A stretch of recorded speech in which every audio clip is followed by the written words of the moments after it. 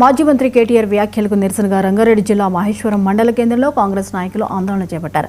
కేటీఆర్ స్థానిక ఎమ్మెల్యే సబితా ఇంద్రారెడ్డి దిష్టిబొమ్మలను దహనం చేసి నిరసన తెలిపారు. టీపీసీసీ సభ్యుడు దేప భాస్కర్ రెడ్డి కేటీఆర్ వ్యాఖ్యలను ఖండించారు. సీఎం రేవంత్ రెడ్డి నాయకత్వంలోని ప్రజాప్రభుత్వాన్ని విమర్శిస్తే సహించేది లేదని భాస్కర్ రెడ్డి హెచ్చరించారు.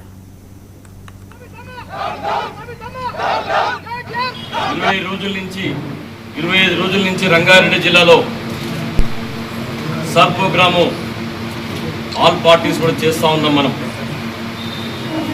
కాంగ్రెస్ పార్టీ చేస్తూ ఉంది, అటు బీఆర్ఎస్ పార్టీ చేస్తూ ఉంది, ఇటు బీజేపీ పార్టీ చేస్తూ ఉంది. కానీ ఈరోజు పిలవడానికి కూడా మనకు నోరు రావట్లేదు. ఈరోజు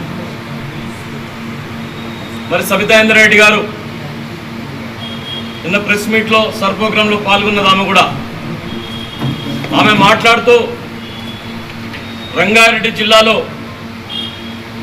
17,000 కంపెనీలు తీసుకొచ్చిందంట. ఆమె నేను ఛాలెంజ్ చేస్తానని ఈరోజు ఇక్కడి నుంచి సబితా ఇంద్రారెడ్డి గారు నిన్న మాట్లాడిన మాటలు 1700 నువ్వు తీసుకొచ్చినట్టయితే కనుక మేము కాంగ్రెస్ పార్టీ నుంచి సన్యాసం పుచ్చుకుంటామని చెప్పి తెలియజేస్తానని ఈరోజు నేను.